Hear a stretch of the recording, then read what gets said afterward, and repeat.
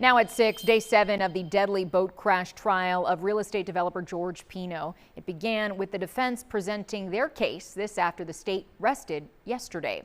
It was a day of emotional testimony as the defense called its first witnesses to the stand. CBS News Miami's Nakaya Carrero is your reporter live in Miami at the courthouse where multiple people who were on the boat that day testified. Nakaya? That's right, Lauren. 2 of Lucy Fernandez's friends were called by the defense who were on the boat with her that day. They testified that George Pino looked dead after he hit the channel marker. On top of the 2 friends, they called a very emotional Cecilia Pino to the stand, George Pino's wife. Lucy Fernandez's friends Claudia Portocarrero and Natalia Reed were called to the stand to testify about the moments leading up to her death on September 4th, 2022. Portocarrero, who is a relative of George Pino, and Reed talked about the day they were at Billy's Point celebrating his daughter's 18th birthday. At any point, do you remember if you ever saw Mr. Pino holding an alcoholic drink in his hand? No.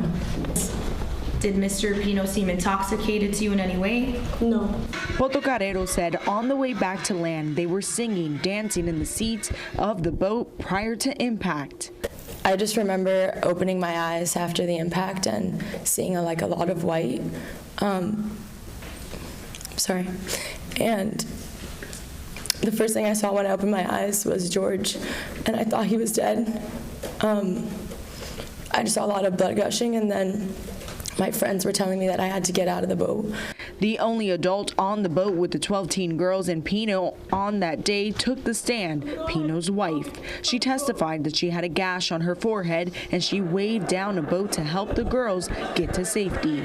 The next thing I remember is being on the side of the boat. And there were a couple girls in front of me, and I told them to jump because water was coming on the boat. In cross-examination of Pino's wife, they brought up family trips they had taken in the following months, inconsistencies in her statements, and accused her of protecting her husband throughout the investigation. And it wasn't your daughter who died as a result of this crash, was it? No. It was Lucy's family who lost a child, not yours. Correct? Correct.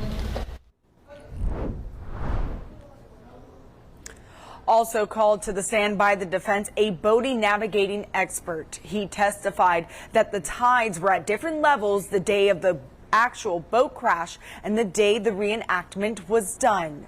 The defense team told the judge they will be wrapped up presenting their case by the end of tomorrow. Reporting live in Miami, Nakaya Carrero, CBS News, Miami. Nakaya, thank you. And we are bringing you the George Pino trial live on the CBS News Miami stream. You can watch it on the CBS News app, Pluto TV, and our website, cbsmiami.com.